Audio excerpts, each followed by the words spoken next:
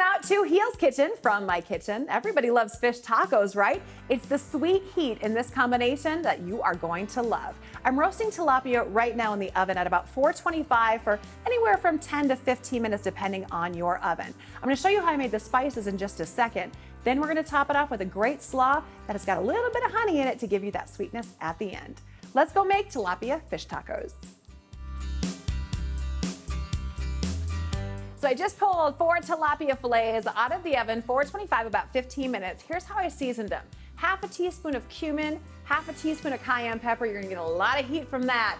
A teaspoon of kosher salt and a little bit of pepper just to taste. So with these being so well seasoned, we're gonna cool it down a little bit and add some sweetness with this slaw. So a lot of times with fish tacos, you put a slaw on it and then you'll put a cream sauce. I decided it's easier just to combine it all together. So I've got a half of a purple cabbage, half of a purple onion. I've added a teaspoon of sriracha, a little bit more heat.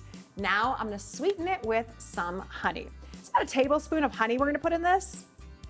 And it really balances out the cayenne pepper especially. Then I'm gonna add the juice of 1 lime. This is all combined with just your basic mayonnaise.